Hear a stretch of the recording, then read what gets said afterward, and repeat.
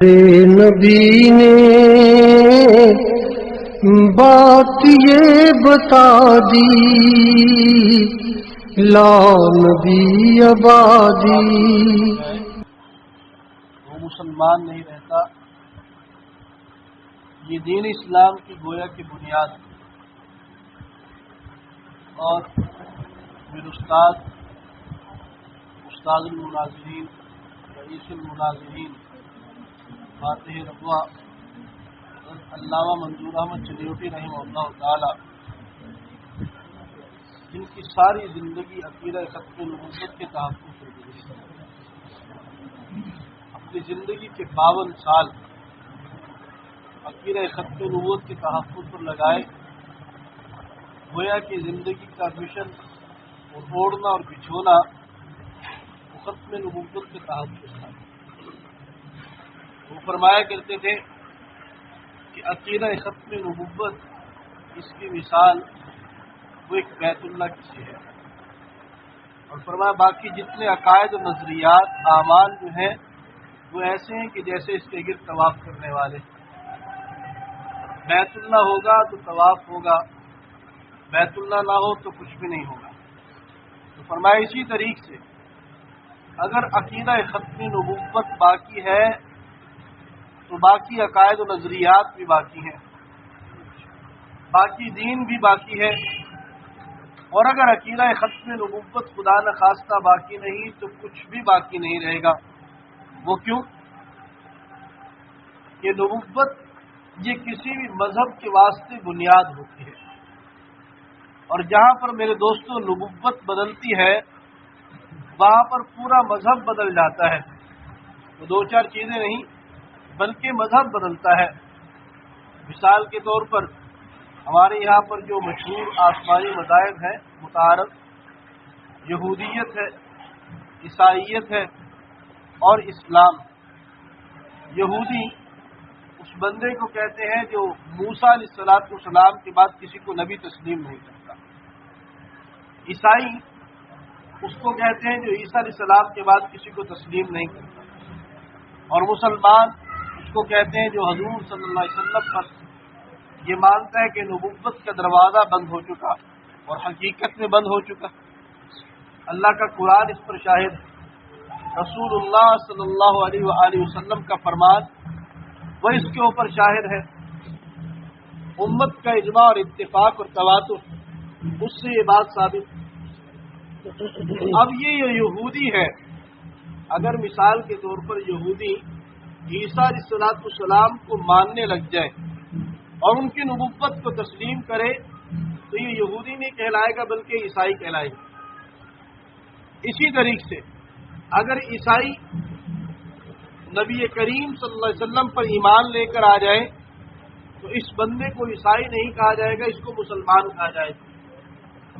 دیکھیں میں نے آپ سے گزارش کی کہ جہاں نبوت بدلتی ہے وہاں پر مذہب بدل جاتا ہے، اور جب مذہب بدلتا ہے تو عبادت بدل جاتی ہے، جب مذہب بدلتا ہے عبادت کا طریقہ بدلتا ہے، جب مذہب بدلتا ہے تو شریعت بدلتی ہے، جب مذہب بدلتا ہے تو کتاب بدلتی ہے، جب مذہب بدلتا ہے تو دین سب کچھ بدل جائے۔ بنیادی عقائد تو وہی رہتے ہیں، توحید کا، رسالت کا، آخرت کا، یہ تو وہی چلے آ رہے ہیں، اور اس کے علاوہ سب کچھ جیسا کہ بدل جاتا ہے۔ حلال و حرام بدل جاتے ہیں۔ موسوی شریعت کے اندر اونٹ کا گوشت کھانا حلال نہیں تھا، وہ جائز نہیں تھا، اور امت محمدیہ شریعت محمدی کے اندر یہ جائز، یہ حلال ہے۔ تو بہت ساری چیزیں بدل جاتی ہیں جہاں پر مذہب بدلتا ہے میرے دوستوں، وہاں پر ایک دو چیز نہیں، وہاں پر گویا کہ پورا مذہب بدلتا ہے جہاں نبوت۔ تو میں نے جو گزارش کی کہ عقیدہ ختم نبوت کے دین اسلام کی بنیاد ہے، اگر یہ باقی نہ رہے تو کچھ بھی باقی نہیں رہے۔ کسی کی چیز کے باقی رہنے کی گارنٹی نہیں دی جا سکتی۔ میرے استاد علامہ منظور احمد چلیوٹی رحمہ اللہ وہ فرمایا کرتے تھے حتیٰ کہ توحید کے باقی رہنے کی بھی گارنٹی نہیں دی جا سکتی کہ عقیدہ توحید بھی باقی رہے گا۔ وہ کیسے؟ وہ اس لیے کہ دیکھیے عقائد جو انسان کو ملتے ہیں وہ نبوت کے ذریعے سے ملتے ہیں۔ عقیدہ توحید مقام اور مرتبے کے اعتبار سے سب سے اعلیٰ اور بالا ہے، سب سے بلند اور عرفہ ہے، لیکن توحید سمجھ اس کو آتی ہے جو رسالت کے در پر آتا ہے۔ توحید سمجھ اس کو آتی ہے جو رسالت کے در پر آتا ہے، جو نبوت کو تسلیم کرتا ہے۔ جو نبوت کو تسلیم نہیں کرتا اس کو توحید سمجھ نہیں آ سکتی۔ یہ بات یاد رکھیں کہ اللہ تعالیٰ نے اپنے اور اپنے بندوں کے درمیان میں ایک واسطہ رکھا ہے، وہ نبوت کا واسطہ ہے۔ تو اسی وجہ سے کہا جاتا ہے کہ عقیدہ رسالت یہ اہمیت کے اعتبار سے سب سے بڑھ کر کے عقیدہ، یہ سب سے زیادہ اہم عقیدہ ہے جی۔ توحید اعلیٰ اور بالا سب سے بڑا ہے، یہ سب سے بڑھ کر کے ہے، اور اہمیت کے اعتبار سے رسالت کا عقیدہ سب سے بڑھ کر کے ہے۔ وہ کیسے کہ ہمیں جو کچھ بھی ملتا ہے وہ نبوت کے ذریعے سے ملتا ہے۔ میں آپ سے چند سوال پوچھوں گا، اس کا مجھے ہاں اور نہ میں جواب دیں۔ ہم سب لوگ اللہ کو وحدہ لا شریک مانتے ہیں؟ سب مانتے ہیں۔ کسی نے اللہ کو دیکھا بھی ہے؟ نہیں۔ مانتے ہیں؟ نہیں۔ یہ قرآن اللہ کی کتاب ہے جی، بالکل۔ اس کو کسی نے نازل ہوتے دیکھا ہے؟ مانتے ہیں جی، مانتے ہیں، ٹھیک ہے، مانتے ہیں، صحیح۔ قبر یا تو جنت کا باغ ہے یا جہنم کا گڑھا ہے، کسی نے دیکھا ہے؟ مانتے ہیں سب۔ فرشتے ہیں، کسی نے دیکھا ہے؟ مانتے ہیں۔ مرنے کے بعد دوبارہ جی اٹھنا ہے، پھر جنت یا دوزخ ہے، کسی نے دیکھی ہے؟ مانتے ہیں۔ اب آپ نے ہر بات کے اوپر یہ کہا کہ مانتے سب کو ہے، دیکھا کسی کو نہیں۔ مانتے سب کو ہے، دیکھا کسی کو نہیں ہے۔ تو یہ چونکہ فتنوں کا دور ہے، آج کے فتنوں میں سے ایک بڑا فتنہ وہ کمیونسٹ، ایتھیسٹ اور دہریت جس کو کہا جا سکتا ہے۔ دہریت ایک بہت بڑا اور بڑا خطرناک، ایسے نہیں ہے، بہت خطرناک، ان کے ایسے اعتراضات، ایسے سوالات کہ اچھے اچھے علماء بھی چکرا جاتے ہیں ان کے سوالات سے۔ تو دہریوں کا ایک بنیادی سوال یہ ہے کہ تم رب کو مان، دہریوں کا عقیدہ مرتدی یہ ہے کہ وہ خدا کو نہیں مانتے، وہ اللہ کے وجود کو نہیں مانتے۔ وہ کہتے ہیں کہ یہ کیا کہتے ہیں، زمین جو بنی ہے یہ خود بخود بن گئی، یہ خود بخود نظام چل رہا ہے اس کا، ہاں تو یہ سکل کے ذریعے سے چل رہا ہے۔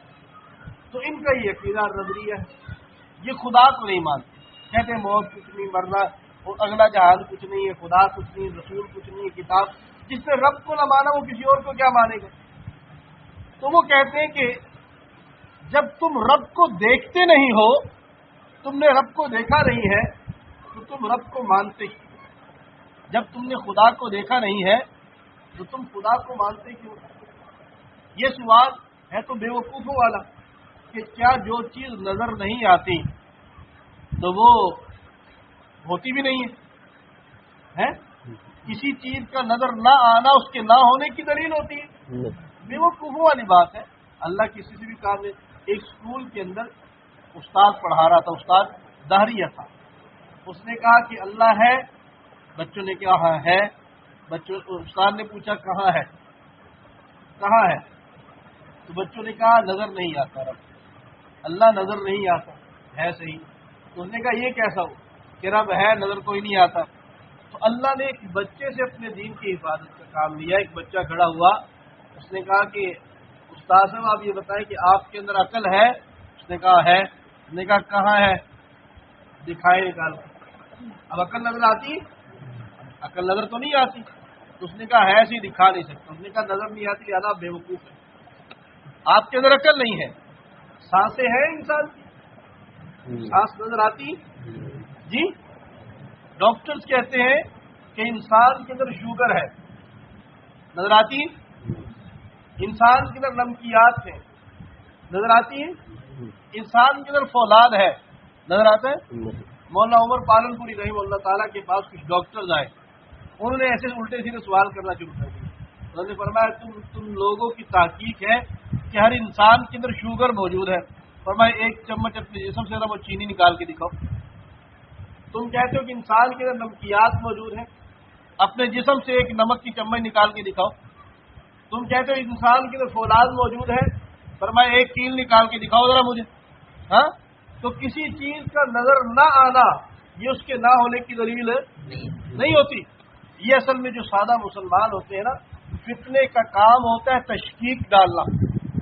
جو سیدھے سیدھے رستے پر چل رہا ہے نا، اس بندے کو سیدھے رستے سے ہٹا کر کے غلط رستے پہ چلا دیا۔ صراط مستقیم کس کو کہا جاتا ہے؟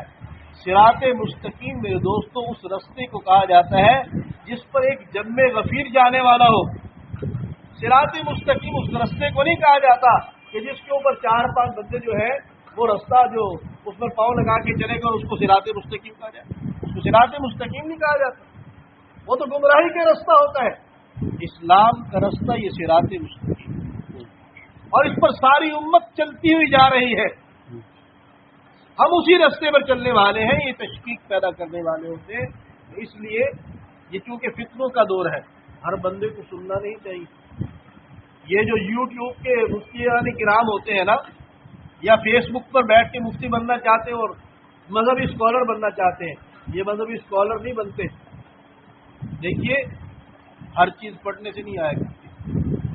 مارکیٹ کے اندر میڈیکل کی کتابیں موجود ہیں، انجینئرنگ کی کتابیں موجود ہیں، لیکن ایک ڈاکٹر مجھے ایسا دکھائے کہ جو کتابیں پڑھ کے خود کہتا جی میں ڈاکٹر بن گیا ہوں، اور پھر اس کے بعد بھی بہادر مسلمان اور اسے کہی کہ ٹھیک ہے آپ نے کتابیں پڑھ کے آپ کیونکہ ڈاکٹر کر لی آپ نے تو میں آپ سے آپریشن کروانا چاہتا ہوں۔ یہ آپریشن یہ ڈاکٹر نہیں، یہ کسائی ہے، یہ بندے مارے گا۔ کوئی ایک بندہ ایسا دکھائے کہ جس نے انجینئرنگ کی کتابیں پڑھی اور اس کسی بندے نے اس سے اپنے گھر کا ڈیزائن بنوا لیا، اس سے نقشہ بنوا لیا، کوئی ایک بندہ بھی نہیں ملے گا۔ یہ ظلم جو کیا جاتا ہے یہ قرآن و سنت کے ساتھ کیا جاتا ہے۔ ایک للو فتو آدمی ایرا غیرہ نتھو خیرا جس کو حکومت کہتی کہ ریٹائر ہو گیا ہے، یعنی فارغ ہو چکا ہے، وہ مسجد میں آ کے مولوی صاحب پر مسلط ہوتا ہے کہ میں مفسر قرآن، اس کو 4 لفظ عربی کے آ جاتے ہیں اور کہتا ہے میں قرآن خود سمجھوں گا جی۔ اور بندوں کی کتاب لکھی تجھے سمجھ کوئی نہیں آتی جب تک یونیورسٹی کے اندر تو 30 سال گالتا نہیں، اور اللہ کی کتاب تجھے گھر بیٹھے سمجھ آ جائے۔ اللہ نے کتاب اللہ کو سمجھنے کے لیے رجال اللہ پیدا فرمایا۔ اللہ نے قرآن میں کیا فرمایا؟ وما انزلنا علیک الکتاب الا لتبین لهم الذی اختلفوا فیہ وہدی ورحمۃ لقوم یؤمنون۔ اللہ فرمانے یہ کتاب ہم نے آپ پر نازل کی ہے تاکہ آپ اس کی وضاحت کریں۔ صحابہ کو عربی نہیں آتی تھی جی، ان کی جمپل وہی کی تھی۔ صدیق اکبر رضی اللہ تعالیٰ عنہ، عمر فاروق رضی اللہ تعالیٰ عنہ، عثمان غنی رضی اللہ تعالیٰ عنہ، علی المرتضی رضی اللہ تعالیٰ عنہ، اور کتنے صحابہ ایسے جن کو صحیح عربی آتی تھی، لیکن صحابہ کیا فرماتے ہیں؟ ہم نے قرآن حضور سے سیکھا، ہم نے قرآن حضور سے پڑھا۔ عمر فاروق رضی اللہ عنہ جیسے سمجھدار انسان جو آج تک برطانیہ کے اندر، یورپین کتنے ممالک کے اندر عمر لا چلتا ہے، عمر لا، جس کو مسلمان نہیں اب لاگو کرتا اس کو کافروں نے لاگو کر کے رکھا عمر لا۔ وہ عمر فاروق رضی اللہ عنہ فرماتے کہ میں نے سورۃ البقرہ 12 سال کے اندر رسول اللہ پڑھی، 12 سال کے اندر سورۃ البقرہ عمر فاروق پڑھتے، اور یا تو 4 جملے عربی کے آ جاتے اور کہتا ہے یہ میں ہی علامت الداری والقاری والغضب، میرے سے بڑا کوئی علامہ ہی کوئی نہیں۔ تو اس لیے اگر اپنے ایمان کی خیر چاہتے ہیں، میں آپ کو یہ چیزیں دیکھ کر کے عرض کر رہا ہوں، ایسے نہیں میں آپ کو کہ سمجھے کہ میں ایسی آپ کے سامنے بات کروں۔ میں رمضان پورا پاکستان ہمارے ساتھ واسطہ پڑتا ہے لوگوں کا، لاہور میں یونیورسٹی UCB کے نام سے شوکت خانم کے بالکل سامنے، وہاں کا ایک نوجوان لڑکا، اس کے ہمارے ساتھی سے ملاقات ہوئی، وہ مسلمان گھرانے میں جنم لینے والا، ہمارے ساتھی کو کہتا ہے کہ میں اللہ کو نہیں مانتا، میں اللہ کو نہیں مانتا، کہتا ہے میں اللہ کو تب مانوں گا جب اللہ میرے سے خود بات کرے گا، اللہ میرے سے خود بات کرے گا۔ امریکہ کے صدر کو تو مانتا ہے بغیر بات کیے، اور اللہ کو نہیں مانتا، پھر اللہ بات کرے گا تو پھر مانو۔ یہ کیوں نہیں کہتا کہ امریکہ کے صدر کو مانوں گا جب وہ میرے سے بات کرے گا؟ پاگلوں والی بات، پاگلوں والی بات۔ تو بہرحال اپنے ایمان کی خیر بنائیں، اپنے بچوں کی ایمان کی حفاظت کریں، شترے بے مہار نہ چھوڑیں اپنے بچوں کو، چیک اینڈ بیلنس رکھیں، پڑھنے کے لیے بھیجتے بھی ہیں تو دیکھتے رہیں کہ عقیدے کی خراب تو نہیں ہو رہی۔ عقیدہ بگڑا تو ایمان جائے گا میرے دوستو، عمل بگڑا تو گناہگار کہلائے گا، عقیدہ خراب ہوا تو ایمان جائے گا۔ ایک عقیدہ بھی خراب ہو گیا تو مسلمان نہیں رہے گا، یہ بات یاد رکھیے گا۔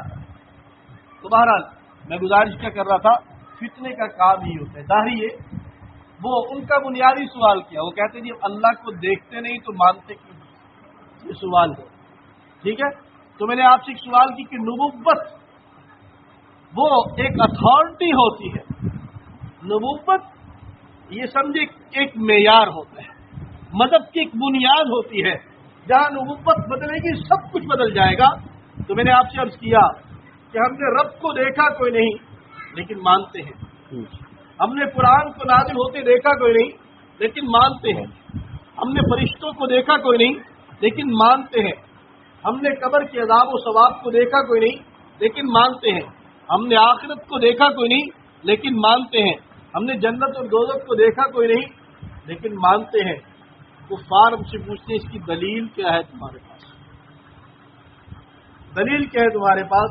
دلائل دینا تو علماء کا کام ہوتا ہے نا، تو میرے جیسے جاہلوں کے پاس تو دلیل نہیں ہوتی، تو اس کی دلیل کیا ہے؟ یہ بتائیں گے کیا دلیل ہے؟ ایک دلیل ہم سب کے پاس، کیا کہ ان سب چیزوں کی خبر ہمیں محمد صلی اللہ علیہ وسلم نے دی۔ ایسی بات حضور نے اس کی خبر دی ہے نا، اور ہم کہتے ہیں ہمارے لیے سب سے بڑی دلیل وہ محمد رسول اللہ صلی اللہ علیہ وسلم کا وجود بامشہور ہے، ان سے بڑی دلیل ہمارے پاس کچھ بھی نہیں۔ جو بات انہوں نے کہہ دی ہمیں اس کے اوپر کسی دلیل کی ضرورت ہی نہیں ہے، کسی لاجک کی ضرورت ہی نہیں ہے۔ یہ صحابہ کا ایمان تھا۔ حضرت حبیب ابن زید انصاری رضی اللہ تعالیٰ مسیلمہ کذاب کے دربار کے اندر ہے، یہ جو پہلا مدعی نبوت، کس نے؟ یہ دوسرا مدعی نبوت۔ مسیلمہ نے حضور صلی اللہ علیہ وسلم کی حیات طیبہ میں نبوت کا دعویٰ کیا۔ حضرت حبیب بن زید انصاری رضی اللہ عنہ کے پاس بھی اس کے گئے ہیں اس کو ختم نبوت کی دعوت دینے کے لیے۔ اس نے دربار میں کھڑا کیا اور دربار کے اندر کھڑا کر کے ان سے سوال کرتا ہے، اتشہد ان محمد رسول اللہ، حبیب کیا تو اس بات کی گواہی دیتا ہے کہ محمد صلی اللہ علیہ وسلم اللہ کے رسول ہے؟ فرمایا اشہد ان محمد رسول اللہ، میں گواہی دیتا ہوں کہ محمد صلی اللہ علیہ وسلم اللہ کے رسول ہے۔ اس نے دوسرا سوال کیا، اتشہد انی رسول اللہ، کیا تو اس بات کی بھی گواہی دیتا ہے کہ میں بھی اللہ کا نبی اور رسول ہوں؟ اس الغابہ کے اندر واقع تفصیل سے تو حضرت حبیب بن زید انصاری رضی اللہ عنہ جواب کیا دیا، فرمایا انا اسم لا اسمع، میں بہرا ہوں میں سنتا نہیں، میں بہرا ہوں میں سنتا نہیں۔ اس نے آگے سے کہا کہ تو عجیب بات کرتا ہے، جب میں محمد رسول اللہ صلی اللہ علیہ وسلم کی نبوت کے متعلق پوچھتا ہوں تو سنتا بھی ہے، جواب بھی دیتا ہے، اور جب میں اپنی نبوت کے متعلق پوچھتا ہوں تو کہتا ہے میں بہرا ہوں سنتا نہیں۔ ففعل ذلك مرارا، اس نے کئی دفعہ یہ بات دہرائی، حبیب نے ہر دفعہ یہی جواب دیا، اور فقطعه مسیلمہ عضواً، آخر کار مسیلمہ کذاب نے ان کے ایک ایک عضو کو کر کے کٹوا دیا۔ سوال کیا انہوں نے جواب دیا، اس نے کہا کہ ان کا ایک ہاتھ کاٹ دو، حبیب کا ایک ہاتھ کاٹ دیا، پھر سوال دہرایا جواب وہی دیا، اس نے کہا ایک پاؤں کاٹ دو، ایک پاؤں کاٹ دیا، پھر سوال دہرایا جواب وہی، اس نے کہا دوسرا ہاتھ کاٹ دو، دوسرا ہاتھ کاٹ دیا، پھر سوال دہرایا جواب وہی، اس نے کہا دوسرا پاؤں کاٹ دو، دوسرا پاؤں کاٹ دیا، پھر سوال دہرایا جواب وہی، اس نے کہا ایک بازو پوری کاٹ دو، بازو پوری کاٹ دی، پھر سوال دہرایا جواب وہی، اس نے کہا ایک ٹانگ پوری کاٹ دو، ایک ٹانگ پوری کاٹ دی، پھر سوال دہرایا جواب وہی، اس نے کہا دوسری بازو پوری کاٹ دو، دوسری بازو کاٹ دی، پھر سوال دہرایا جواب وہی، اس نے کہا دوسری ٹانگ بھی کاٹ دو، دوسری ٹانگ بھی کاٹ دی گئی، دونوں ہاتھ کٹ چکے ہیں، دونوں بازو کٹ چکے ہیں، دونوں پاؤں کٹ چکے ہیں، دونوں ٹانگیں کٹ چکی ہیں، اتنا سا دھڑ باقی رہ گیا ہے۔ حبیب بن زید انصاری رضی اللہ تعالیٰ عنہ، ان کے جسم سے خون کے فوارے نکل رہے ہیں۔ آخری دفعہ پھر سوال کیا، حبیب نے وہی جواب دیا، یعنی دنیا سے جاتے ہوئے جامع شہادت نوش کرتے ہوئے بھی یہ ختم نبوت کا نعرہ لگا کر کے اس دنیا سے تشریف لے کر کے جا رہے ہیں. لیکن آپ نے غور کی اس واقعے کے اندر کہ حبیب کو جب اس نے پوچھا اتشہد انی رسول اللہ، کیا تو مجھے بھی اللہ کا نبی مانتا ہے، تو حبیب نے یہ نہیں کہا کہ تیرے پاس تیری نبوت پر دلیل کیا ہے، تیرے پاس نبوت پر دلیل کیا ہے، کوئی معجزہ تو دکھا. بلکہ حبیب نے زبان حال یہ کہا تھا کہ محمد رسول اللہ صلی اللہ علیہ وسلم کی زبان مبارک سے یہ بات ہم سن چکے ہیں، انا خاتم النبیین لا نبی بعدی، کہ محمد صلی اللہ علیہ وسلم اللہ کے آخری رسول ہیں، ان کے بعد اللہ کسی کو نبوت نہیں دیں گے. اب ہمیں کسی اور کی دلیل اور حجت کی ضرورت نہیں ہے. ہم حضور کے بعد کسی کی طرف دیکھنا بھی گوارا نہیں کرتے. مسلمانوں یہ ایمان ہے جو صحابہ ہمیں سکھا کر کے گئے کہ جو بات محمد رسول اللہ صلی اللہ علیہ وسلم فرما دی تو اس کے اوپر کافروں کی طرح علتیں تلاش نہیں کی جاتی. یہ لاجک تلاش کرنا یہ غامدی کا کام ہے، یہ لاجک تلاش کرنا یہ پرویز کا کام ہے، یہ لاجک تلاش کرنا یہ غلام احمد قادیانی کا کام ہے، یہ لاجک اتحاد تلاش کرنا یہ محمد علی مرزا انجینئر کا کام ہے. مسلمان کا یہ کام نہیں ہے. یہ بات یاد رکھیں. جو ایمان والا ہے وہ صدیق کی طرح دلیل دیتا ہے، وہ صدیق اکبر رضی اللہ عنہ کی طرح دلیل دیتا ہے. آپ صلی اللہ علیہ وسلم کو جب معراج کروائی گئی، آپ علیہ الصلوۃ والسلام نے اپنے صحابہ کو آ کر کے بتایا کہ رات کو اللہ تعالیٰ نے ہمیں معراج کروائی ہے، سیر کروائی ہے، بیت اللہ سے بیت المقدس سے پہلے دوسرے تیسرے چوتھے پانچویں چھٹے ساتویں آسمان پر شریف الاقلام عرش معلی سدرۃ المنتہا جنت کی سیر کروائی ہے. ابو جہل اینڈ کمپنی یہ تالیاں بجانے لگ رہے، مشرکین مکہ یہ مذاق اڑا رہے ہیں کہ اتنے سے وقت کے اندر آسمانوں کی سیر کر کے واپس کیسے آ گئے. ان کے دماغوں کے اندر خلل تھا، وہ لاجک کے پیچھے چلتے تھے. اور میرے رب نے کیا کہا ہے، ہدی للمتقین، یہ قرآن متقین کے لیے ہدایت ہے. اور میرے رب نے متقین کی پہلی صفت کیا بیان کی ہے. اللہ فرماتے الذین یؤمنون بالغیب، متقی وہ آدمی ہے جو غیب ایمان بالغیب رکھتا ہے. فرمائے ایمان بالغیب، ایمان بالعلت نہیں، ایمان بالحجت نہیں، ایمان بالدلیل نہیں، بلکہ ایمان بالغیب رکھتا ہے. یہ میرے رب نے کہہ دیا. اللہ بتا رہے ہیں کہ مومنین کی صفات کیا ہے. مومنین کی صفات ہے سمعنا و اطعنا، سمعنا و اطعنا، ہم نے سن لیا، ہم نے مان لیا جی. اور کفار کی اللہ مثال کیا دیتے فرمائے، وہ کیا کہتے ہیں سمعنا و عصینا، ہم نے سنا اور ہم نے انکار کر دیا، ہم نے انکار کر دیا. یہ پرویز کا کام ہے، یہ غامدی کا کام ہے، یہ مسلمان کا کام نہیں. مسلمان کا وہ صدیق کے پیچھے چلتا ہے. جب مشرکین مکہ انہوں نے کہا کہ یہ اتنی بڑی بات کر دی تو یہ سارے اکٹھے ہو کر کے آئے صدیق اکبر رضی اللہ عنہ کے پاس، اور صدیق اکبر سے آ کر کے پوچھا کہ ابو بکر کیا تو اس بات کی بھی تصدیق کرتا ہے، ایسے ہو سکتا ہے کہ ایک بندہ رات کے تھوڑے سے حصے کے اندر آسمانوں کی سیر کرے اور واپس بھی آئے، یہ ہو سکتا ہے؟ اللہ کے نبی نے ارشاد فرمایا اتقوا فراست المومن فإنه ينظر بنور اللہ. فرمایا مومن کی فراست سے ڈرو، یہ اللہ کے نور سے دیکھتا ہے. تو صدیق سے بڑا مومن کون ہو سکتا ہے؟ صدیق نے اپنے ایمان سے ان کے دلوں کی کانک کو دیکھ لیا. صدیق نے جواب نہ دیا، فرمایا یہ بتاؤ کہ کہنے والا کون ہے، یہ بتاؤ کہ کہنے والا کون ہے. اس نے کہا کہ کہتا وہ ہے جس کو تو اللہ کا نبی مانتا ہے. فرمایا اگر انہوں نے فرمایا تو پھر ضرور ہو سکتا ہے.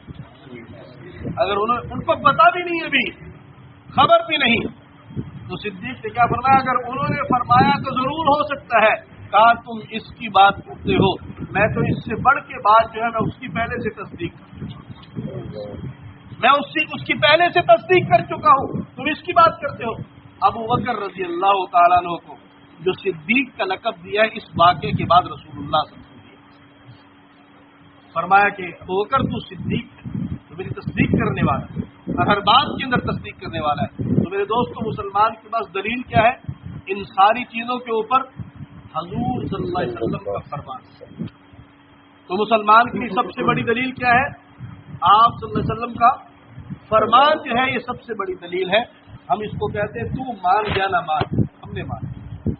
جو اللہ کے نبی نے فرمایا ہم نے اس کو تسلیم کر لیا. تو میں نے آپ کو بات کیا میں نے کہا عقیدہ ختم نبوت یہ دین اسلام کی بنیاد ہے. یہ نہ رہا تو کچھ بھی نہیں رہے گا، نہ کلمہ، نہ نماز، نہ روزہ، نہ حج، نہ زکوٰۃ، نہ جہاد، نہ قرآن، نہ حدیث اور کچھ بھی، نہ عقائد، نہ نظریات، کچھ بھی نہیں رہے گا. کیوں کہ جب عقیدہ ختم نبوت اس کو ختم کر دیا تو مطلب یہ ہے کہ نبوت جاری ہے. نبوت جاری ہے. اب حضور کے بعد جو بھی نبوت کا دعویٰ کرے لوگ اس کے پیچھے لگ جائیں. اب وہ کہے کہ میں اللہ کا نبی ہوں اور اللہ نے یہ کہا ہے کہ نمازیں ختم ہو گئی، روزے ختم ہو گئے ہیں، حج ختم ہو گیا ہے، قرآن نعوذ باللہ منسوخ ہو گیا ہے، تو جو اس کو نبی مانے گا اس کو یہ باتیں ماننا ضروری ہوگی کہ نہیں ہوگی؟ ہوگی ضرور. اور وہ مانے گا. جیسے ہم نے حضور کو اللہ کا نبی مانا تو حضور نے فرمایا موسوی شریعت کے اندر اونٹ کا گوشت حرام تھا، میری شریعت میں حلال تھا، تو ہم نے اس کو حلال مانا. جی صحیح ہے. تو ہمیں اس کو بھی آگے ماننا پڑے گا.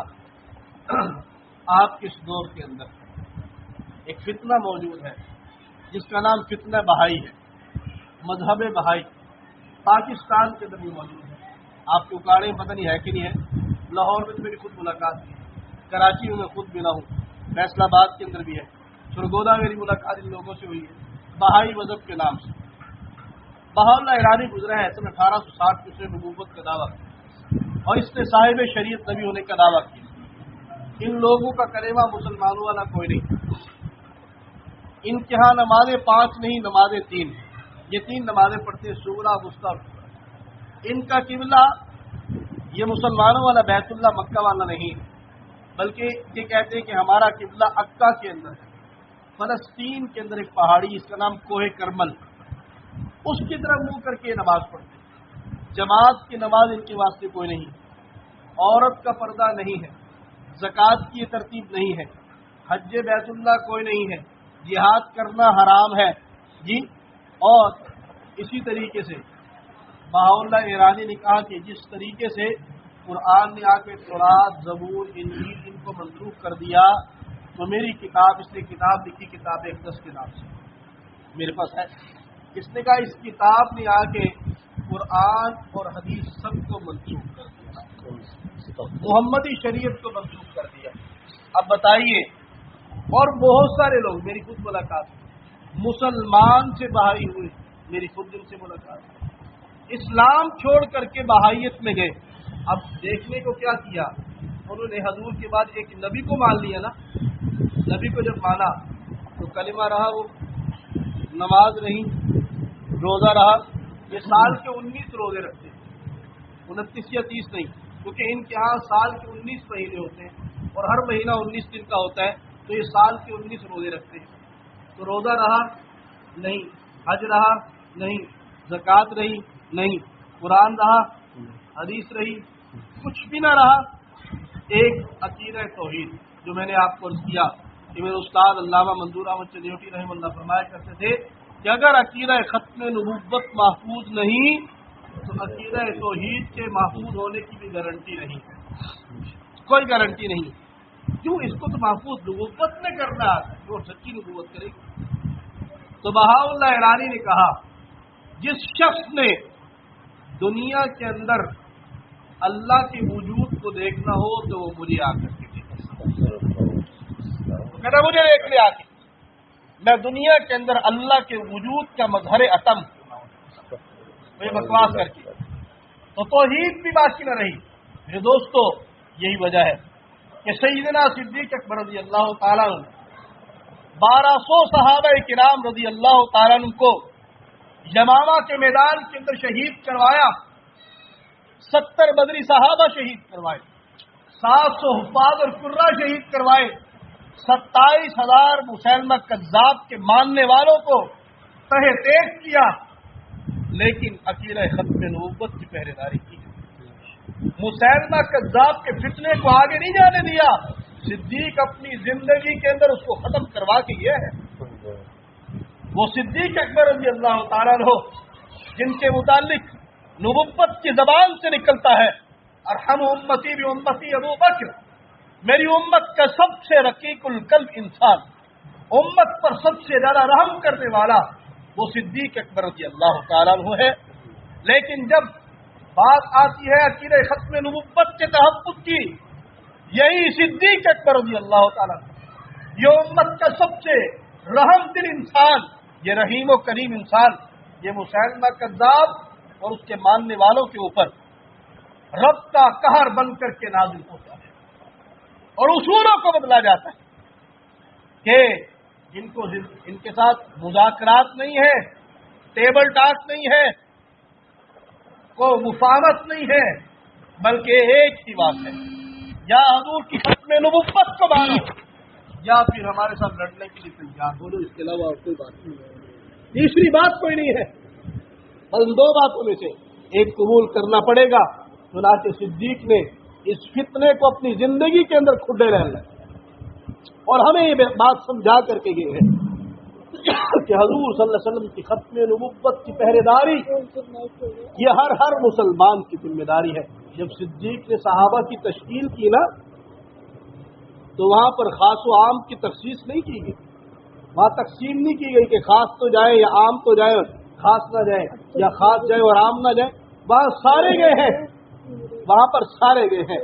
یہ حافظ قرآن جو تھے صحابہ کے دور کا حافظ بنا حافظ نہیں ہوا کرتا تھا، ہمارے دور کی طرح وہ حافظ بھی تھے، وہ قاری بھی تھے، وہ عالم بھی تھے، وہ مفتی بھی تھے، وہ مجتہد بھی تھے۔ یہ 700 حفاظ اور قراء جو شہید ہوئے ہیں یہ گویا کہ 700 مجتہدین کے لاشیں ہیں یمامہ کے میدان میں۔ یہ 70 بدری صحابہ جو ہے یہ صحابہ کے اکابرین، یہ صحابہ کے اکابرین کے لاشیں ہیں وہاں پر، جنہوں نے اپنے خون کے ساتھ اس ختم نبوت کے پرچم کو وہ لہرایا ہے خون دے کر۔ میرے شیخ میرے مربی امام الاولیاء حضرت مولانا مفتی محمد حسن صاحب یمامہ کے میدان کی خود زیارت کرتے ہیں۔ حضرت نے عجیب بات سنائی، فرمایا وہ احاطہ اس کی 4 دیواری کی جہاں صحابہ کی قبور، فرمایا وہ احاطہ جہاں پر صحابہ مدفون ہے، فرمایا اس کی مٹی کا رنگ جو ہے وہ سرخی مائل ہے، باقی مٹی کا رنگ عام جو خاکی رنگ ہوتا ہے اور اس کا رنگ وہ سرخی مائل یعنی سرخ رنگ ہے، یعنی اس مٹی کی سرخی اور لالی یہ غمازی کر رہی ہے کہ یہاں آج سے 1400 سال پہلے ان صحابہ نے اپنا خون دے کر کے رسول اللہ صلی اللہ علیہ وسلم کی ختم نبوت کی پہرے داری کی اور اللہ نے اعزاز کیا۔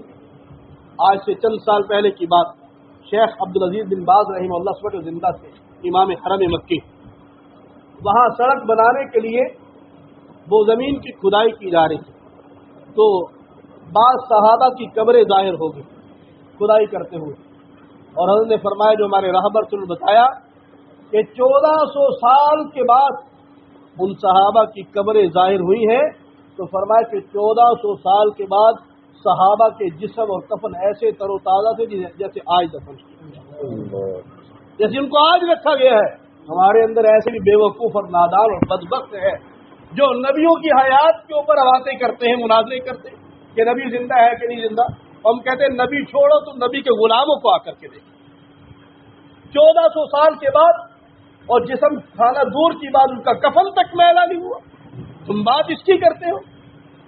شیخ عبدالعزیز بن باز رحمہ اللہ خود تشریف لائے، پورے اعزاز و اکرام کے ساتھ دوبارہ ان کا جنازہ پڑھایا گیا اور پورے اعزاز و اکرام کے ساتھ دوبارہ ان کی تدفین کر دی۔ اللہ دکھا رہے ہیں کہ رسول اللہ صلی اللہ علیہ وسلم کی ذات پاک کے ساتھ جڑنے والے، آپ کی عزت و ناموس کا تحفظ کرنے والے اور آپ کے عقیدہ ختم نبوت کا تحفظ کرنے والے اللہ تعالیٰ ان کا کیسے اعزاز فرماتے ہیں۔ وہ تو صحابہ تھے، میرے استاد علامہ منظور احمد چنیوٹی رحمہ اللہ تعالیٰ جن کی ساری زندگی ختم نبوت کے تحفظ پر گزری ہے۔ میں نے حضرت کا جنازے میں خوش شرکت کی، 2 دفعہ جنازہ ہوا حضرت کا۔ حضرت کو جب قبر میں رکھا گیا ہے تو حضرت کی قبر کی مٹی سے خوشبو آ رہی ہے، حضرت کی قبر کی مٹی سے خوشبو۔ اللہ بتا رہے ہیں یہ تسلسل چلا آ رہا ہے صدیق اکبر کا، ان لوگوں کے سپہ سالار سیدنا صدیق اکبر رضی اللہ تعالیٰ، सिद्दीक अकबर ने उस वक़्त के मुद्दई नबुव्वत मुसैलमा कज़्ज़ाब का कला कमा किया था, और चनियोटी ने इस दौर के मुसैलमा पंजाब मिर्जा गुलाम अहमद कादियानी इसका ताक़ुब किया है और अपनी जिंदगी लगाई और खपाई है, अपनी जिंदगी को वक़्फ़ किया। चनियोटी रहीमहुल्लाह ताला के साथ मिर्ज़इयों को इतनी चिड़ और नफरत थी कि मिर्ज़इयों का चौथा नाम नहाद खलीफा मिर्जा ताहिर जब खुतबा पढ़ता तो खुतबे में कहता अशद्दु आदाइना मंजूर अहमद, कि मेरा सबसे बड़ा दुश्मन मंजूर चनियोटी है। उनका नाम लेकर के कहा करता। एक दफा चनियोटी रहमतुल्लाह अलैह का एक्सीडेंट हो गया। नारोवाल की पट्टी जो है ये बहुत ज्यादा मुतासिर है कादियानी से। उस्ताद रहमतुल्लाह ने वहां प्रोग्राम दिया होता मिर्जइयों के इलाके के अंदर, वहां पर बहुत मिर्जई तलवंडी भिंडरा के। उस्तादी का एक्सीडेंट हुआ और एक्सीडेंट इतना खतरनाक हुआ, ये टांग की हड्डी टूट गई, नाक की हड्डी टूट गई, पूरे जिस्म पर चोटें हैं, पट्टियां की हुई हैं। जब वक़्त आया तो उसके साहिबजादे ने खुद बात सुनी, चनियोटी साहब से मैंने खुद भी बात सुनी, खुद वाक़ई सुनी उस्तादी।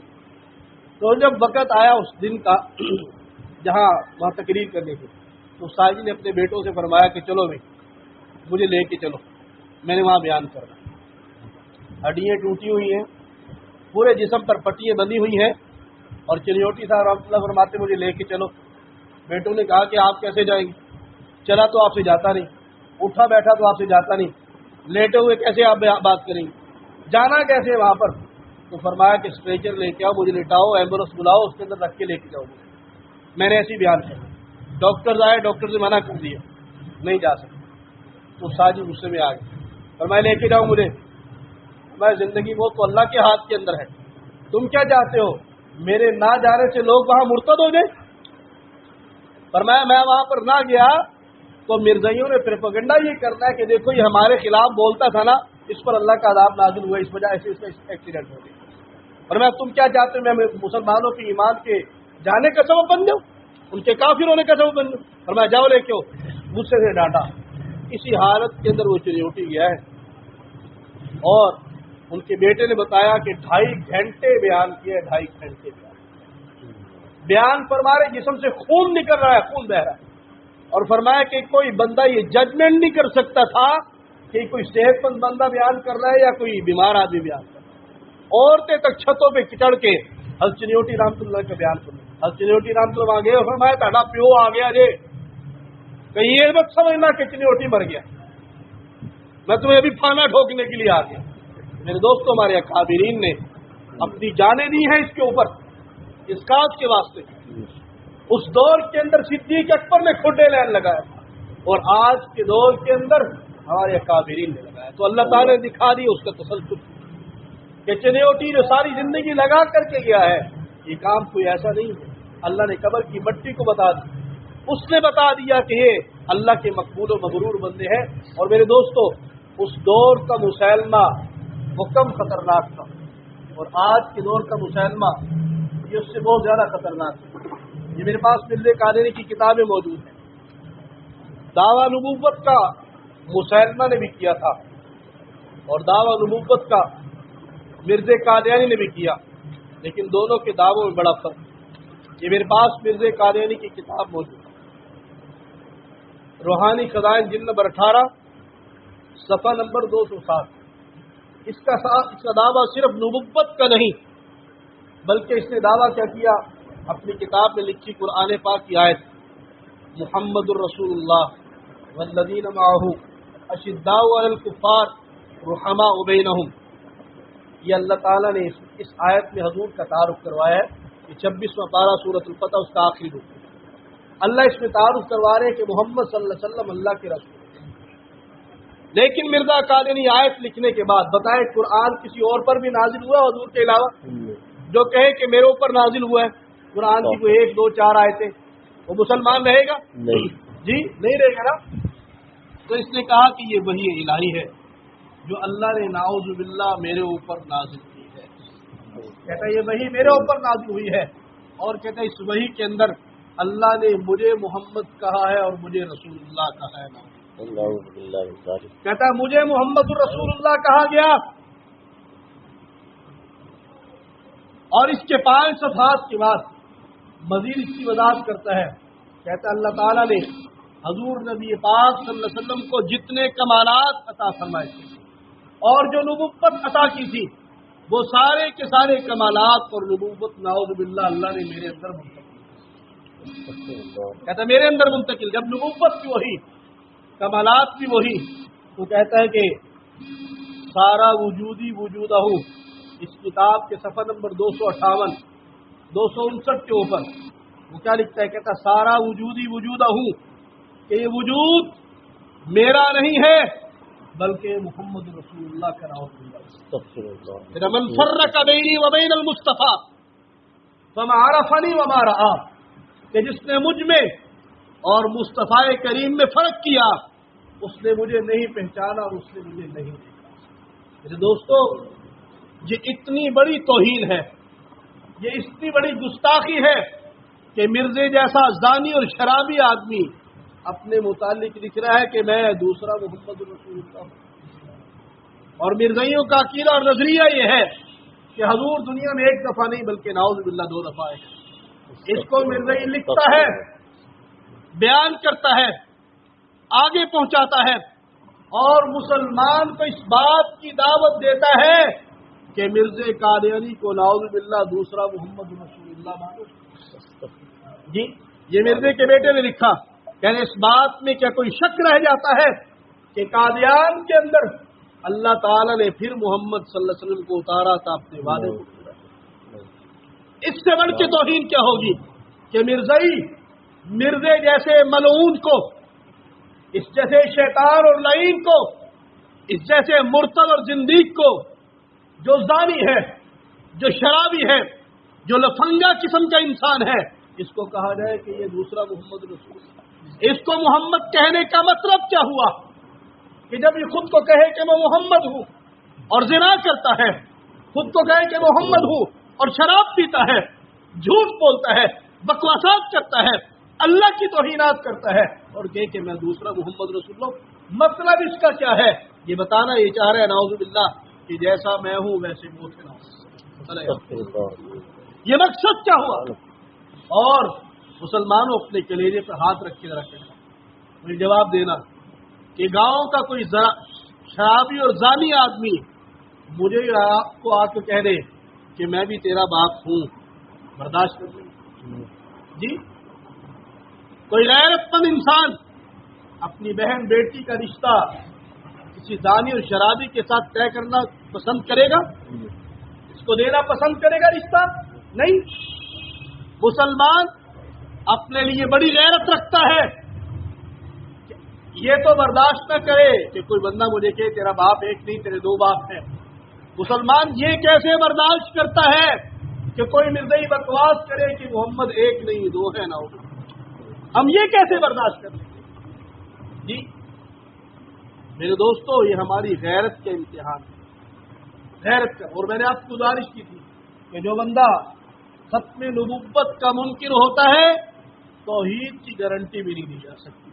اس بندے نے ختم نبوت کا انکار کیا, بہاءاللہ ایرانی نے ختم نبوت کا انکار کیا, اس کے بعد توحید کا بھی انکار کیا. اس نے ختم نبوت کا انکار کیا اور بعد میں اس نے بھی توحید کا بھی انکار کیا. یہ مرزے کی عبارت ہے. مرزے نے کیا لکھا؟ کہتا ہے میں نے اپنے کشف کے اندر دیکھا کہ میں خود خدا ہوں اور یقین کیا کہ میں وہی ہوں. کہتا اللہ میرے وجود میں داخل ہو گیا, میرے ہاتھ میرے نہیں تھے بلکہ اللہ کے تھے, میری زبان, میری آنکھیں, میرے کان, میرے اعضاء و جوارے یہ میرے نہیں تھے بلکہ اللہ تعالیٰ کے وجہ. وہ کہتا ہے کہ میں نے پھر یہ خیال کیا کہ میں زمین و آسمان کو بناؤں تو زمین اور آسمان کو میں نے پیدا کر دیا. پھر میرے دل میں خیال آیا اردت ان استخلف فخلقت آدم انا خلقنا الانسان فی احسن تقویم. کہتا میرا ارادہ بنا کہ اپنا خلیفہ پیدا کروں تو میں نے آدم علیہ السلام کو پیدا کر دیا اور سارے انسانوں کو میں نے پیدا کر دیا. اسی کتاب کے صفحہ نمبر 144 پر کیا لکھتا ہے؟ مرزے کا بیٹا پیدا ہوا, اپنے بیٹے کے متعلق لکھا فرزند دلبند گرامی ارجمن مظہر الحق والعلا کان اللہ نظر من السماء. کہتا میرا بیٹا بڑا نیک وقت ہے, بڑا سعادت مند ہے, حق اور رفت کا مظہر ہے، کہنا گویا کہ ایسے جیسے رب میرا بیٹا بن کے آسمان سے نیچے اترا ہے۔ کسی کتاب کے صفحہ 442 پر لکھا، کہتا مجھے اللہ نے پکارا انت منی بمنزلۃ ولدی، کہ مرزا تو میرے لیے بیٹوں جیسا ہے۔ کیا اللہ کی اولاد ہے؟ میں نے کہا عقیدہ ختم نبوت چھوڑے گا کچھ نہیں رہے گا۔ عقیدہ ختم نبوت چھوڑا توحید رہی جی، لیکن میرے دوستوں آخر میں ایک بات گزارش کریں، کیا ایسا کفر ہو مسلمان اس کفر کو قبول کر سکتا ہے؟ کیا مسلمان ایسا ہو سکتا ہے کہ مسلمان حضور کے بعد کسی کو نبی مانے اور حضور کے بعد خدا نہ خاصا کسی کو کہے کہ یہ حضور جیسا ہے؟ بلکہ اس سے بڑھ کر مرزائیوں نے یہاں تک لکھا کہ مرزے کا مقام حضور سے بھی بڑھ کر کے ہے۔ میں وہاں والا بات کو مرزے کے شیطان چیلے نے لکھا، مرزے کے متعلق نظم لکھی جس کو باقاعدہ مرزائیوں کے اخبار میں چھاپا گیا۔ 25 اکتوبر سن 1906 کا یہ اخبار ہے۔ اس کے اندر کیا لکھا؟ کہتا محمد پھر اتر آئے ہیں ہم میں اور آگے سے ہے بڑھ کر اپنی شان۔ محمد دیکھ لی ہو جس نے اکمل، غلام احمد کو دیکھے قادیہ میں۔ کہتا محمد صلی اللہ علیہ وسلم ہمارے اندر دوبارہ اتر آئے ہیں مرزے کی شکل کے اندر، اور کہتا ہے اس محمد کی شان پہلے محمد سے بھی نعوذ باللہ زیادہ ہے۔ جی تو یہ مسلمان سے بات بنوانا یہ مشکل ہے یا ناممکن ہے؟ جی یہ ناممکن بات ہے نا، یہ ناممکن بات ہے، لیکن مرزائی اس ناممکن کو ممکن بنانے کی کوشش کر رہا ہے۔ آپ کے اکاڑا کے اندر بہت سے مرزائی ہوں، آپ چاہے امتحان کے واسطے چلے جائیں، ان مرزائیوں میں سے کسی سے پوچھے کہ تم یا تمہارے آباء و اجداد جو بندہ بھی مرزائی ہوا ہے پہلے تم کون تھے، تمہارا مذہب کیا تھا؟ تو میں آپ کو چیلنج سے کہتا ہوں کہ ہر مرزائی کہے گا کہ میں پہلے مسلمان تھا۔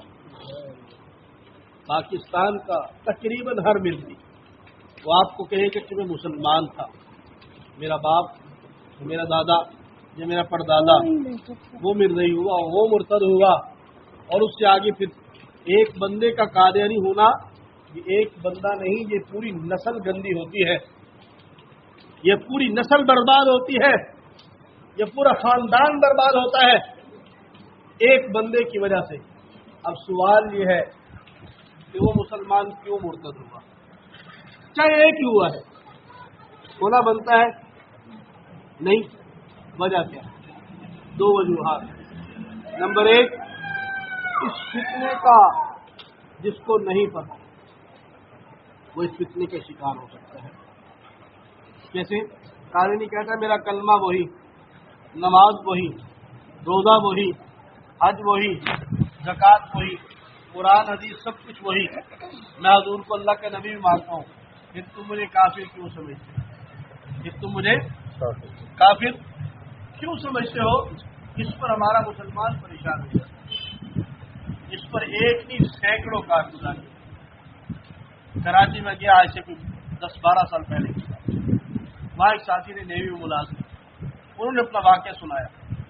ہم جو لوگوں سے کہتے ہیں نا مرزائیوں سے بائیکاٹ کرو، ان سے تعلقات نہ رکھو، ہم پاگل نہیں، یہ سوچ سمجھ کو علماء نے بات کی، جس کا مرزائی سے تعلق ہوگا این ممکن ہے کہ کل کو یہ بندہ بھی مرزائی ہو جائے گا، کیونکہ مرزائی اس کو دعوت ضرور دے گا۔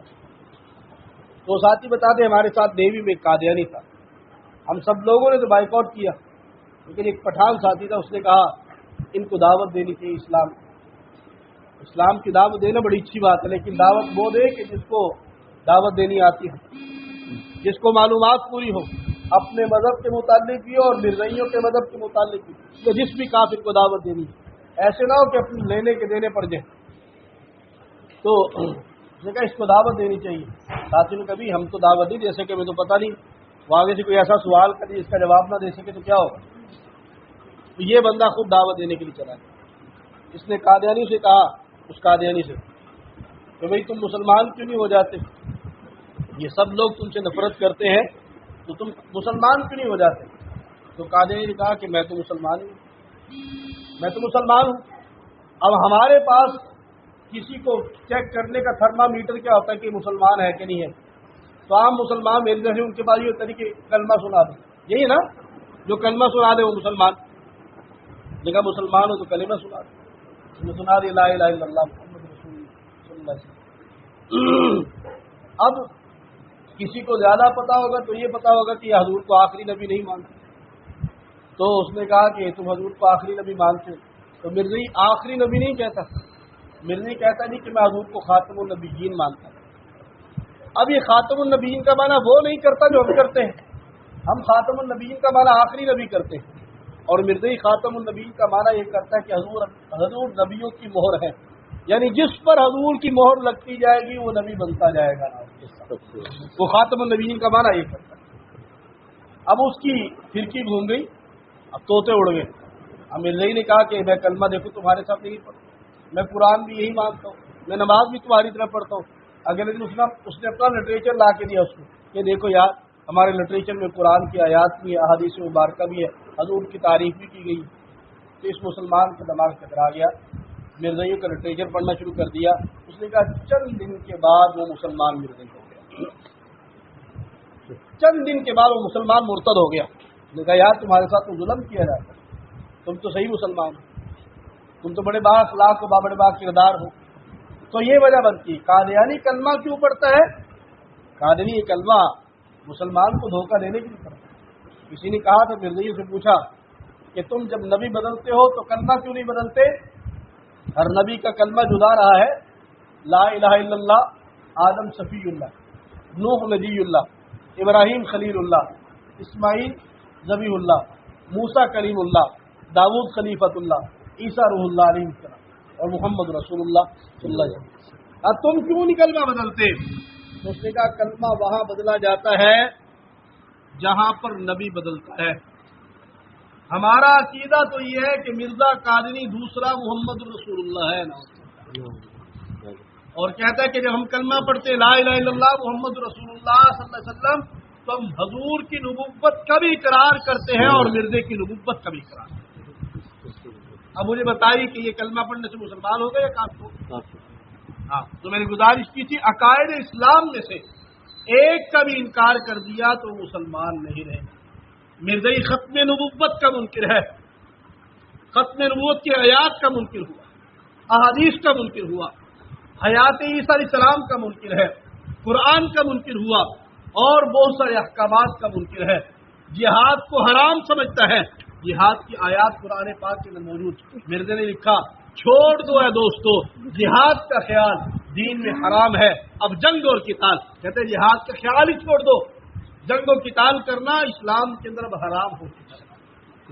اور مرزا قادری مرزائیوں کا عقیدہ کیا ہے کہ قرآن دنیا سے اٹھ گیا تھا، یہ قرآن سارا مرزا قادری پر دوبارہ اتارا گیا۔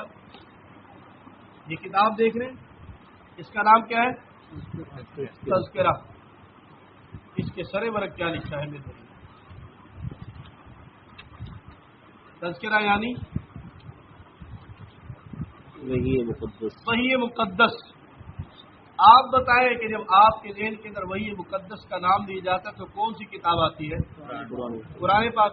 اس نے کہا کہ یہ وحی مقدس ہے، یہ تذکرہ یہ وحی مقدس ہے۔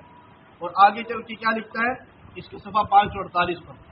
اس نے لکھا قرآن کیا چیز ہے؟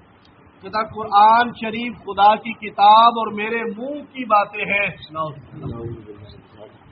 یعنی قرآن دو چیزوں کو کہا، کہتا ایک اللہ کی کتاب اور دوسری میرے منہ کی۔ کہتا میں جو منہ سے بکواس کرتا ہوں اور بکتا ہوں وہ بھی قرآن ہے۔ جی تو قرآن جو دو مانتا ہے وہ مسلمان ہے، جو محمد دو مانتا ہے وہ مسلمان ہے، جو خود کو خدا کہے وہ مسلمان ہے، جو خود کو خدا کا بیٹا کہے وہ مسلمان ہے، جو خود کو خدا کا باپ کہے وہ مسلمان ہے۔ جی یہ سارے عقائد، یہ میں نے کتاب تھوڑی لکھی، یہ مرزائیوں کی اپنی کتاب ہے، اس کو چھاپنے والا مرزائی ہے، اس کو لکھنے والا مرزا قادیانی ہے۔ تو یہ عقائد کن کے کہلائیں گے؟ یہ مرزائیوں کے عقائد کہلائیں گے نا۔ اسلام کے عقائد وہ کہلائیں گے جو محمد رسول اللہ صلی اللہ علیہ وسلم نے بیان کیے ہیں، مرزائیوں کے عقائد وہ کہلائیں گے جو مرزا قادری لکھ کر گیا ہے۔ یہ مرزائیوں کے عقائد ہیں۔ اور مرزے کے بیٹے نے لکھا، کسی نے پوچھا قرآن کے ہوتے ہوئے किसी की नबूवत की क्या जरूरत थी? तो मिर्ज़ा कादरी ने, उसके बेटे ने लिखा, कहता कुरान मौजूद कहाँ है, हमें दिखाओ। कहता कुरान मौजूद कहाँ है? कहता मसला तो यही है कि कुरान दुनिया से उठ गया है, इसीलिए तो जरूरत पेश आई कि मोहम्मद रसूलुल्लाह सल्लल्लाहु अलैहि वसल्लम को दोबारा दुनिया के अंदर भेजकर सारा कुरान उस पर उतारा जावे। ये मिर्ज़ा के बेटे ने लिखा। ये देखिए, मैं आपको पढ़ के सुनाता हूँ। कहता जी किसी ने सवाल किया, कहा जाता है कि कुरान के होते हुए किसी शख्स को मानना जरूरी कैसे हो गया? हम कहते, जवाब दे रहा है, हम कहते हैं कि कुरान कहाँ मौजूद है? अगर कुरान मौजूद होता तो किसी के आने की क्या जरूरत थी? मुश्किल तो यही है कि कुरान दुनिया से उठ गया है, इसीलिए तो जरूरत पेश आई कि मोहम्मद रसूलुल्लाह को बुनियादी तौर पर दुनिया में मबूस करके आप पर कुरान शरीफ दोबारा उतारा जावे। वो कह रहे हैं मौजूदा कुरान वो है जो मिर्ज़ा कादियानी पर उतरा है। तो मुझे बताइए, दो कुरान मानने वाला, दो खुदा मानने वाला, दो मोहम्मद नाउज़ुबिल्लाह मानने वाला, हजूर के बाद नबूवत को जारी करने वाला, ये मुसलमान है? और जो इस बंदे को कहे ये अल्लाह का नबी है, ये मसीह और महदी है, ये मुसलमान होगा? चाहे कलमा पढ़े, नमाज पढ़े, रोजा रखे, जो मर्जी कुछ कर ले। मुनाफिकीन मदीना कलमा नहीं पढ़ते थे, नमाज नहीं पढ़ते थे, रोजा नहीं रखते थे, कुरान की तिलावत नहीं करते थे। ऐसा गज़वा जहां पता हो कि यहाँ मरना मारना नहीं होगा, उस जिहाद में भी शिरकत कर लिया करते थे। इन सब के बावजूद अल्लाह का कुरान कहते हैं इन्नल मुनाफिकीन फी दर्किल अस्फली मिनन नार, ये जहन्नम के सबसे नीचे वाले हिस्से में। अल्लाह ने अपने नबी को फरमाया, ला तुसल्ली अला अहदिन मिनहुम मात अबदा वला तकुम अला कब्री, इनका जनाजा मत पढ़िए, मर जाए इनकी कब्र पे खड़े होकर के दुआ मत कीजिए। अल्लाह ने इनके लिए फरमाया, इस्तग़फिर लहुम औ ला तस्तग़फिर लहुम इन तस्तग़फिर लहुम 70 मर्रा फलन यग़फिरल्लाहु लहुम।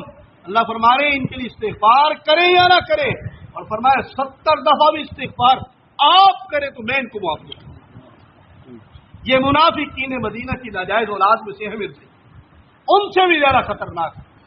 उनको तो अल्लाह, उनके मुतालिक तो अल्लाह ने बता दिया था, वो तो अल्लाह के नबी थे, यहाँ किस पर वही होगी, या उनसे भी ज्यादा खतरनाक है। इसलिए खुदारा गुजारिश की दो वजह बनती है, एक फितना मिर्ज़ाइयत की संगीनी से जहालत, और नंबर 2 मिर्ज़ाइयों से ताल्लुकात रखना, ये मुसलमान के मुर्तद होने का सबब और बायस बनता है। इसलिए दो काम अपने जिम्मे ले लीजिए, ये हमारी तरफ से नहीं है, ये रब ताला की तरफ से। हर एक को हजूर सल्लल्लाहु अलैहि वसल्लम की इज्जत और नामूस की पहरेदारी, और आपकी नबुव्वत और आपकी खत्म नबुव्वत की पहरेदारी, ये मौलवियों का काम है सिर्फ जी, ये उलमा का काम है, ये सब मुसलमानों का काम है। वो पढ़ा लिखा है या अनपढ़ है, वो आलिम है या गैर आलिम है, वो अमीर है या गरीब है, वो जो कुछ भी है, हर एक की जिम्मेदारी है जो चाहता है कि महशर के मैदान के अंदर शफाअत नबवी मिले, जो चाहता है कि कल को जामे कौसर मिले, तो यहाँ रह करके चौकीदारी करे, यहाँ पर मजदूरी करे, आगे जाकर के सबरा पाए। तो क्या ख्याल है, हजूर की खत्म नबूवत का पैगाम आप भी आगे पहुंचाएंगे? एक काम तो ये करना है, एक एक बंदे तक ये पैगाम पहुंचा दिया जाए, बता दिया जाए कि हजूर अल्लाह के आखिरी नबी है, और बता दिया जाए कि मिर्ज़ाई हजूर के गुस्ताख और दुश्मन, इनसे बचना है।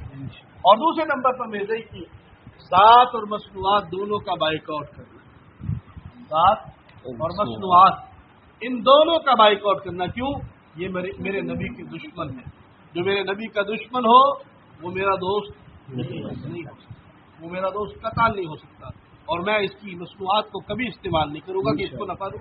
मेज़ई मसनूआत में से शेदार, इसकी बोतल, जूस, अचार, चटनी, मुरब्बा, खाली बोतल ही क्यों ना हो, खाली बाल्टी ही क्यों ना हो, खाली डाला और क्रेट ही क्यों ना हो, इसको इस्तेमाल करना मेरे दोस्तों जायज़ नहीं, गैरत ईमानी के खिलाफ, गैरत नबवी के खिलाफ जी, हमीयत के खिलाफ है। नंबर 2 जायका घी, जायका बनास्पति, ये कादियानी है। नंबर 3 परल बनास्पति, ये भी कादियानी है। Number 4 कैनोलिव cooking oil, Punjab oil mills, Punjab oil मिल फैसला, इसकी जितनी मसनूआत हैं ये सारी की सारी कादियानी की।